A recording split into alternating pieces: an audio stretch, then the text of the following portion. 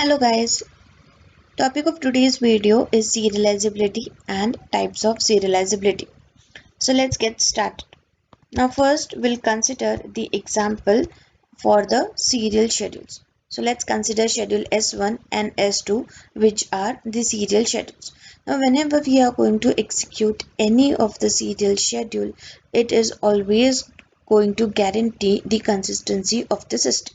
Okay, so whether you are executing these schedules in the sequence T1 followed by T2 or T2 followed by T1, these schedules S1 and S2 are always going to keep the system in a consistent state, right? But if we consider a non-serial schedule S1 and S2, they may not always guarantee the consistency of the system. Okay, because there is interleaving of the transactions. That is, there is context switch between the two transactions when they are getting executed. In concurrent execution, one transaction is not going to wait for the other transaction to finish its execution, but it is going to start its execution parallelly, fine, which may lead to the inconsistent system.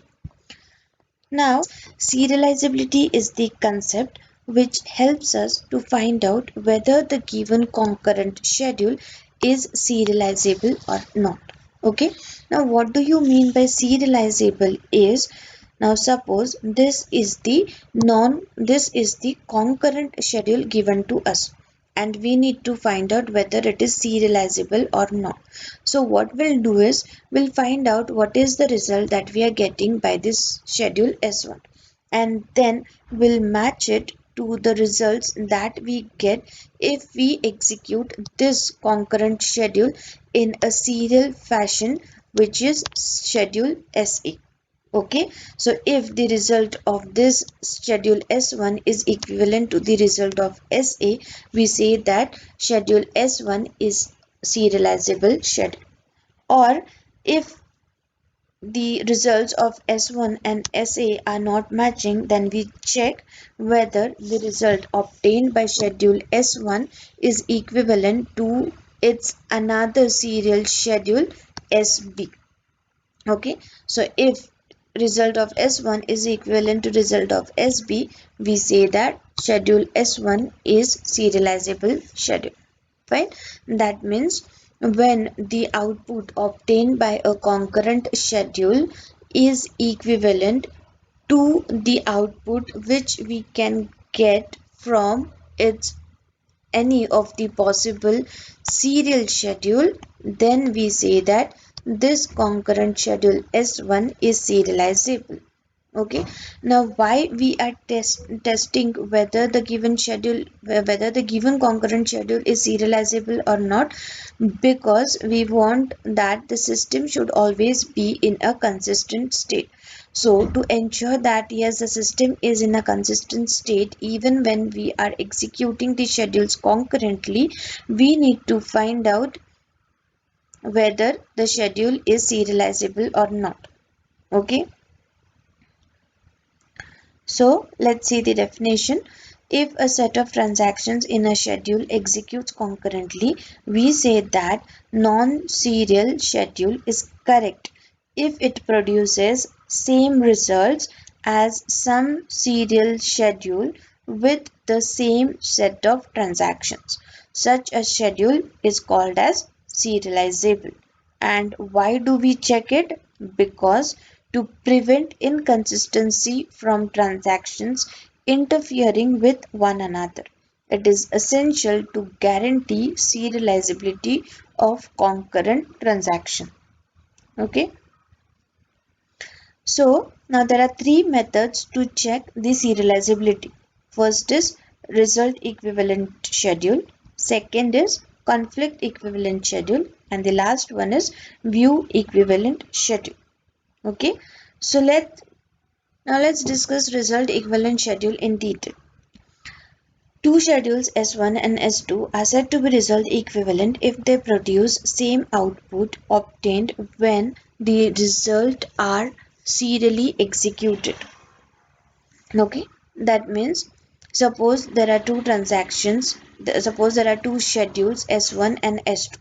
Okay, S1 is a concurrent schedule and S2 is a serial schedule for the schedule S1. Okay, so same two transactions are present in both the schedules. Now, if the results obtained by S1 and S2 are equivalent, then we say that the schedule S1 is result equivalent schedule. Fine. So in this case, we are getting the values of A and B same at the end of the execution of both the schedules. Therefore, we say that S1 is result equivalent schedule. But often this kind of schedule is given the least significance since the result derived are mainly focused on the output, which in some cases may vary for the same set of inputs or might produce the same output for a different set of inputs. Okay, so what does this mean is, if we consider two schedules S1 and S2. Okay, now if after the execution of S1 it is giving the output for A as 110. Similarly, after the execution of schedule S2 it is giving output as 110. Okay, now according to the definition of result equivalent schedule, we'll be saying that schedule S1 and S2 are result equivalent. Okay, because we are only judging both the schedules on the basis of the results that they are giving us. Okay, but if you look carefully, the transaction T1 of schedule S1 is different from transaction T1 of schedule S2. Okay, so when the value of A is equal to 100, then and then only schedule S1 and S2 are going to get the same results. Okay, for the other values of A, they might not get the same results. Fine, but then also as for this particular value, schedule S1 and S2 are giving the same output, we say that they are result equivalent. Okay, so this is the reason why this result equivalent method for checking whether the given schedule is serializable is or not is not been used a lot. Okay, we normally do not use this method to find out whether a given concurrent schedule is serializable or not. Fine, so that's it for today. Let's summarize this video. Now, what is serializable? A schedule S of n transactions is a serializable schedule if it is equivalent to some serial schedules of the same n transactions. Result equivalent schedule. Two schedules S1 and S2 are said to be result equivalent if they produce the same output obtained when the schedules are serially executed. Okay.